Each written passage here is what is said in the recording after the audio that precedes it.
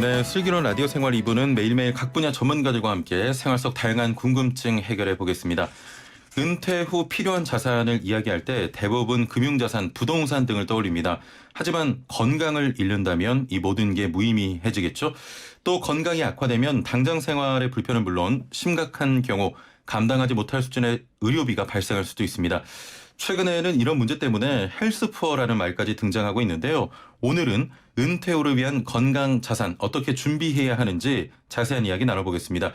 방송 들으시면서 은퇴 후 재무에 대해 궁금한 점이 있는 분들은 단문 50원, 장문 100원의 정보 이용료가 있는 문자 메시지로 질문 보내주시고요. 스마트폰 사용하시는 분들은 YTN 라디오 애플리케이션 이용하시면 보이는 라디오와 실시간 댓글 참여까지 한 번에 할 수 있습니다. 자, 유튜브 YTN 라디오에서 보이는 라디오도 함께하고 있습니다. 자, 함께 말씀 나눌 분 모셔보죠. 미래에셋 은퇴연구소의 김동엽 상무와 함께합니다. 안녕하세요. 예, 안녕하십니까? 예. 비가 이제 그쳤죠? 예, 비 그쳐가지고 사람들 막 우산 안 쓰고 다니시더라고요. 예. 잠시 이야기 나눴는데 비 오는 날 좋아하신다고. 예. 뭐 때문에? 일단 공기가 맑고요. 아, 그렇죠. 근데 다니는 사람이 적어서 자연스럽게 사회적 거리두기가 됩니다. 코로나19에 맞춘. 예. 자, 먼저 건강자산, 건강설계, 헬스장에 가야 할 것 같은 그런 단어인데 어떤 개념일까요? 이 자산이라고 하면 금방 말씀하셨듯이 뭐 부동산, 주식 뭐 이런 것들 생각 많이 하신데요. 예. 자산을 사전적 정의로 한번 찾아보면 미래의 현금 흐름을 만들어내는 것들을 자산이라고 그래요. 근데 이제 건강자산이라고 하는 이유는 뭐냐 그러면 이 건강을 잃게 되면 미래에 마이너스 캐시플로가 생깁니다. 예. 그래서 이제 일종의 보면 이제 이것도 거꾸로 보면 자산이라는 거죠. 그래서 이제 재무적으로는 이걸 뭐라고 보냐면 우발 부채라고 합니다. 예. 부채의 개념인데 미래에 발생할 부채기는 한데 이게 언제 발생할지는 몰라요. 우발적으로. 예. 발생합니다. 그래서 이제 우발적으로 발생하는 부채는 어떻게 대응해야 되느냐. 이게 부채가 발생했을 때 바로 자산이 나오게끔 대응한다는 측면에서 보통 이제 보험 자산을 이제 건강 자산의 개념으로 많이 이야기를 하고 있습니다. 예. 그러니까 한마디로 노후에 사용될 의료비까지 생각해서 미리 좀 준비를 해야 된다 이런 말씀이신 거네요. 그렇죠. 이제 보통 이제 은퇴자분들하고 상담하다 보면 무슨 이야기 많냐면 노후에 잃어버리지 말아야 될 게 세 가지가 있다고 합니다. 인생의 마지막까지 가지고 있어야 될 거. 예. 첫 번째가 돈이라 그러거든요. 돈. 두 번째 뭐라 그러냐면 거동의 자유를 가지고 있어야 됩니다. 거동의 자유. 예. 세 번째는 뭐냐면 인지 기능의 자유. 예. 이 세 가지를 가지고 있어야 되는데 첫 번째 게 돈이라고 보면 뒤에 두 가지가 이제 건강자산과 관련되어 그렇군요. 있는 부분이라고 볼 수 있을 것 같아요. 예. 애플리케이션 진호님께서는 건강도 자산이군요 하셨는데, 네, 맞습니다. 그럼요. 예, 건강도 자산입니다. 그런데 정년을 앞둔 직장인이나 은퇴자들 중에는 매달 정기적으로 들어가는 연금이나 보험료 같은 부담이 좀 많잖아요. 그렇죠. 소득이 줄어들면서 정리하는 부분도 많지 않습니까?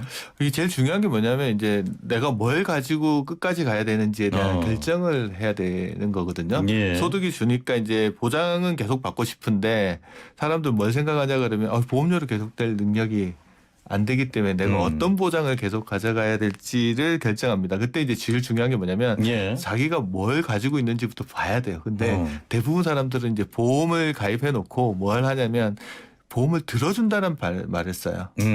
자기가 드는 게 아니고 들어준다는 말은 누군가 권유에 의해서 가입을 했기 때문에 자기가 도대체 어떤 보장을 가지고 있고 뭘 보장받아야 되는지를 잘 모르시는 분들이 너무 많거든요. 그렇죠. 그래서 제일 먼저 해야 될 일은 뭐냐면 내가 가입하고 있는 보험이 어떤 게 있는지 파악하는 일부터 해야 됩니다. 그래서 잘 모르시는 분들은 이제 금융감독원에서 운영하는 사이트에 파인이라는 사이트가 있어요. 파인 땡큐 할 때 그 파인을 검색창에 딱 치시면 사이트가 나오는데 거기 가 보시면 아래 칸에 내 보험 다 보여? 내 보험 찾아줌이라는 게 있습니다. 거기 들어가서 자기 인증을 받으시고 자료를 보시면 대한민국에서 본인이 가입한 보험이 리스트가 다 뜹니다. 그렇군요. 그래서 해야 될 일은 그 리스트를 한번 보신 다음에 뭘 보장받는지 알아야 되잖아요. 그래서 한번 좀 불편하시더라도 보험회사별로 이거 묶으신 다음에 해당 보험회사에 방문하시든지 홈페이지를 가셔서 반드시 해야 될 일은 증권을 한번 다 재발급 받아보시는 게 좋습니다. 증권을. 보험증권 받는데 돈이 들어가는 건 아니거든요. 거기 뭐가 있냐 그러면 내가 어떤 사고를 당했을 때 얼마만큼의 보험금을 받을 수 있는지가 나와 있어요. 그걸부터 파악하는 게 그걸 보고 나서 이제 그다음에 해야 될 일이 이 중에서 내가 필요한 게 뭐고 예, 예. 과잉되어 있는 건 뭐고 어디가 부족했는지 판단을 해야 되는데 그거조차도 모르시는 분들이 너무 많으셔서 일단 제일 먼저 할 일은 예. 내가 가지고 있는 자산이 뭐가 있는지 아까 자산이라고 했잖아요. 예. 그 자산을 설명해 주는 게 보험증권이니까 증권을 한번 좀 잘 보시는 게 좋고요. 근데 당장 보면 잘 모르거든요. 이게 무슨 말인지 보험 용어 되게 어렵잖아요. 그렇죠. 딱 모아놓으셨다가 클리어 파일 같은 데 사셔서 하나 딱 정리해 두신 다음에 예, 예. 아프거나 다쳤을 때 보시면 잘 보입니다. 그렇게 자기가 언제 무슨 보상을 받을 수 있는지를 잘 체크하는 게 제일 중요하거든요. 일단 좀 말씀 정리를 해보면 일단 본인이 어떤 보험에 가입돼 있는지 아까 예, 전에 예. 말씀하셨던 파인, 예, 파인에 내 보험 다 보여. 내 보험 다 보여. 예, 예. 거기 들어가셔서 내 보험이 뭔지 파악하고 증권을 제발 받은 다음에 예, 예. 한번 가지고 꼭 그건 가지고 계시는 예. 게 중요합니다. 예. 예, 예. 그러면 좀 중요한 부분이 이 보험이 다시 판매되지 않는 보장이 들어가 있느냐 이런 부분도 중요할 것 같아요. 그렇죠. 이제 증권에 보시면 이제 내가 어떤 보장을 받을 수 있는지가 나와 있는데요. 예. 보험 상품이나 특히 보장성 보험, 질병을 보장해 주는 보험은 과거의 것들이 더 많은 보장을 해주는 게 많습니다. 왜냐하면 처음에 보험 상품을 만들 당시에는 이 질병이 어느 정도 사고가 일어날지를 잘 모르잖아요. 예. 그래서 처음에 좀 러프하게 좀 많이 보장을 해주는 형태로 가다가 사고율이 축적되면서 보험회사가 그걸 바탕으로 해서 이제 보험 보장을 좀 조정해 나가거든요. 그래서 과거에 있는 거일수록 보장을 오히려 많이 받을 수 있는 것들이 많기 때문에 예. 그걸 잘 지키는 게 되게 중요한 경우들이 많아요.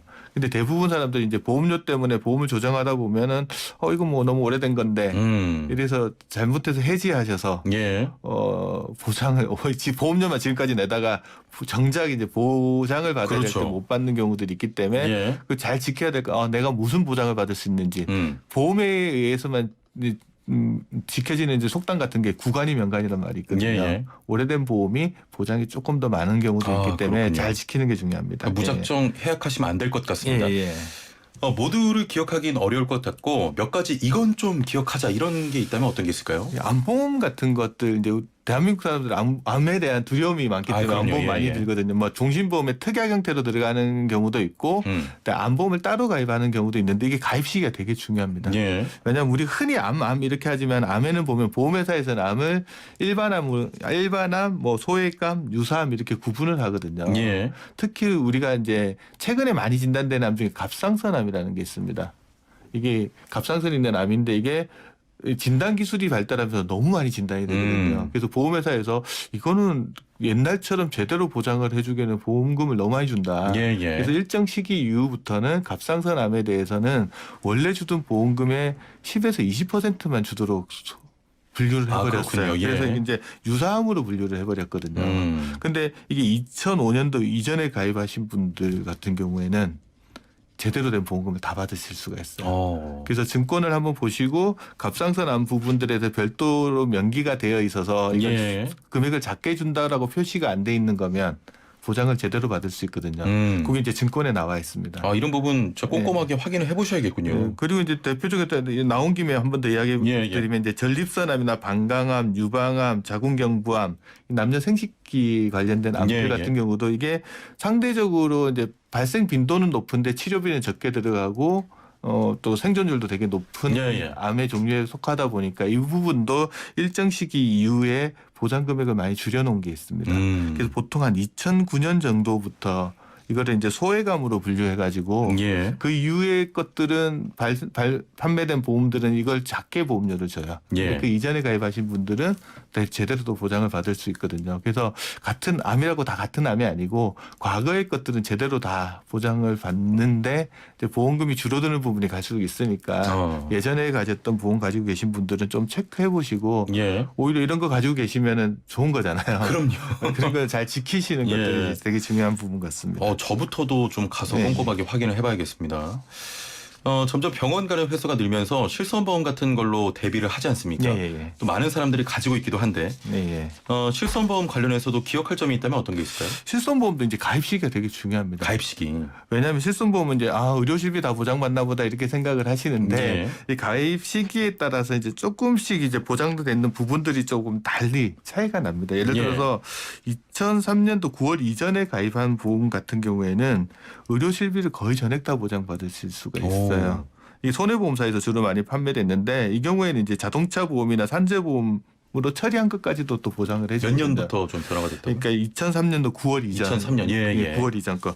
그리고 이제 그 이후에 2003년 10월부터 뭐 2009년도 9월 사이에 되어 있는 것들은 이제 요거보다는 보장이 조금 약해지긴 해서도 지금 나온 것보다는 더 보장을 많이 받을 수 있습니다. 그래서 이제 내가 실손 의료보험을 가입하고 있다 그러면 보장 범위가 어느 정도인지를 보시고요. 두 번째 자기 부담금.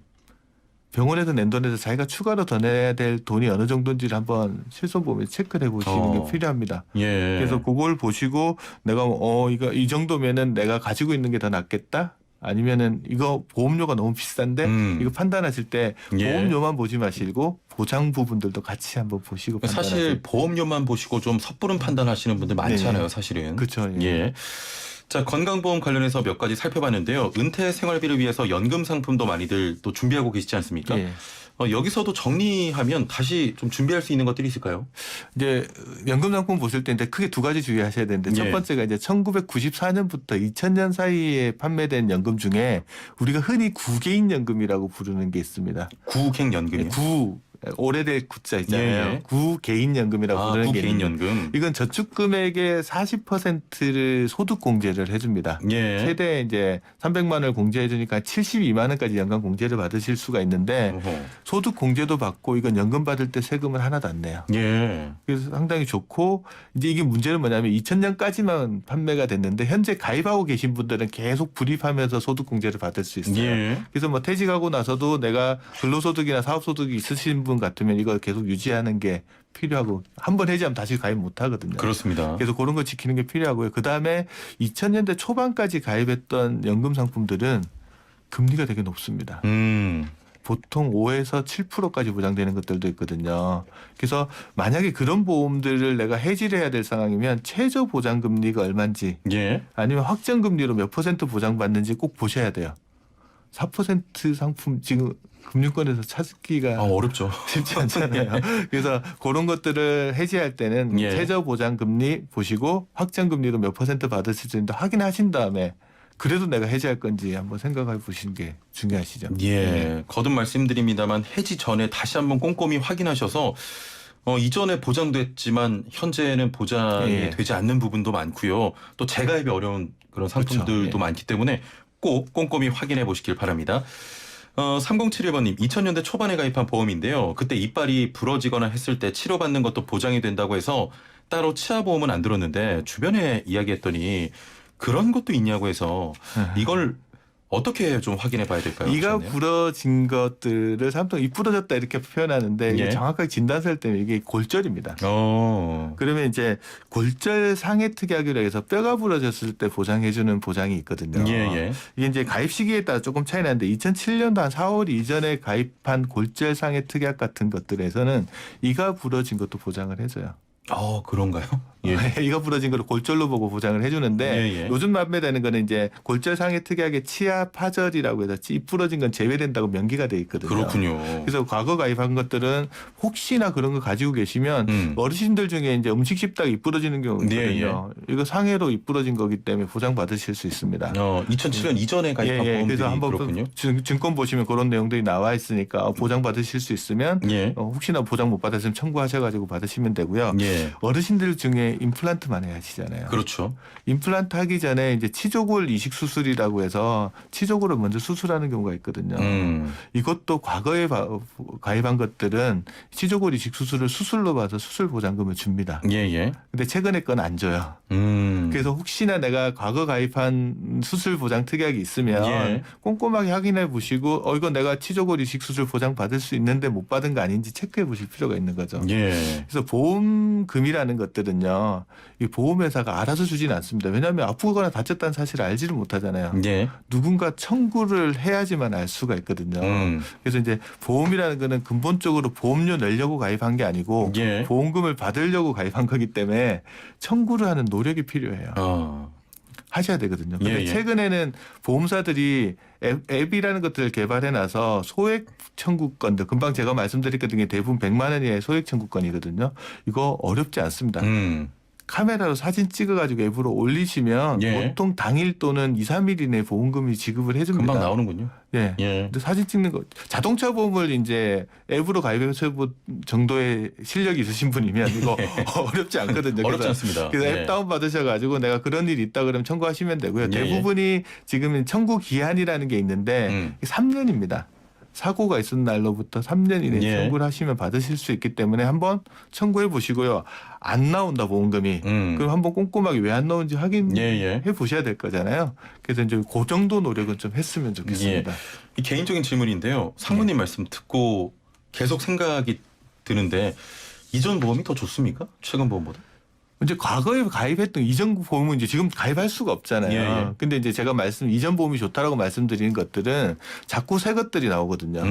새 것들은 새로운 보장을 추가해서 나오는데 과거의 것들과 새로 나온 것들을 비교할 때 항상 새로운 것이 좋아 보이지만 과거의 것들을 해지할 때는 내가 잃어버리는 게 뭔지를 확인해 보시라는 의미에서 제가 좀 강조드려서 이야기를 드리는 거거든요. 그래서 지금은 가입하지 못하는데 과거에는 되는 거면 한번 꼼꼼하게 체크해 보실 필요가 있는 것 같습니다. 예, 알겠습니다. 오늘 말씀 여기까지 듣겠습니다. 감사합니다. 감사합니다. 네, 지금까지 미래에셋 은퇴연구소 김동엽 상무와 함께했습니다.